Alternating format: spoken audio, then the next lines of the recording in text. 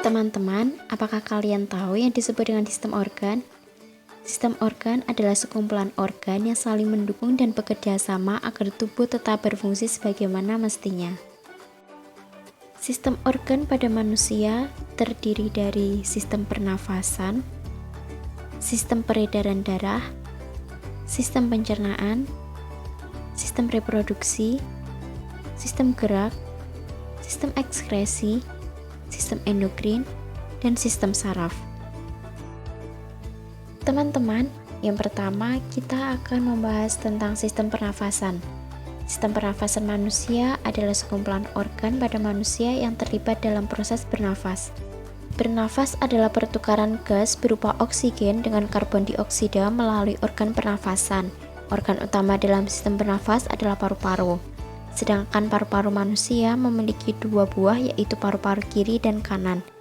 Paru-paru kanan terdiri dari 3 gelambir, dan paru-paru kiri terdiri dari 2 gelambir. Sebelum udara masuk ke dalam paru-paru, udara harus melewati beberapa organ terlebih dahulu.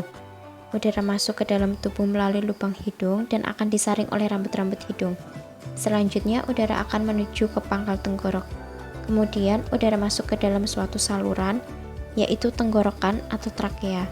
Trakea memiliki 2 cabang, yaitu ke kiri dan ke kanan.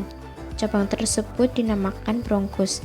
Sedangkan bronkus juga memiliki cabang lagi yang berukuran lebih kecil, disebut dengan bronkeolus. Udara selanjutnya akan masuk ke dalam gelembung paru-paru. Gelembung tersebut adalah alveolus. Yang kedua adalah sistem pencernaan manusia.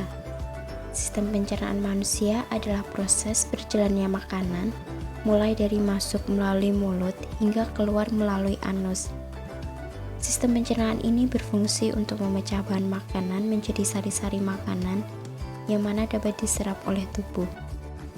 Pencernaan manusia dibagi menjadi 2 jenis, yaitu pencernaan secara mekanis dan secara kimiawi.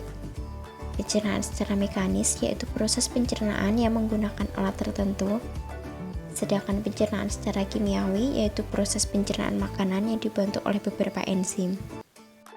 Alur pencernaan manusia dimulai dari rongga mulut. Makanan dihancurkan di dalam rongga mulut dengan bantuan gigi. Di dalam rongga mulut juga terjadi pencernaan secara kimiawi, yaitu dengan enzim petialin. Selanjutnya, makanan masuk ke dalam kerongkongan. Di dalam kerongkongan, makanan akan dicerna kembali secara mekanis, yaitu gerakan meremas dan mendorong. Gerakan tersebut dikenal dengan gerak peristaltik. Selanjutnya, makanan masuk ke dalam lambung. Lambung berfungsi sebagai organ pencernaan secara kimiawi dengan bantuan enzim HCl, pepsin, dan renin. Selanjutnya, makanan akan masuk ke dalam usus halus. Bagian usus halus yang paling awal adalah usus 12 jari, yang mana makanan akan dicerna secara kimiawi dengan enzim amilase, tripsin, dan lipase. Di dalam usus halus juga terjadi penyerapan sari-sari makanan. Selanjutnya, sisa makanan tersebut masuk ke dalam usus besar. Sisa makanan tersebut akan dibusukkan oleh bakteri E. coli. Setelah membusuk, baru dikeluarkan melalui anus. Yang ketiga adalah sistem peredaran darah.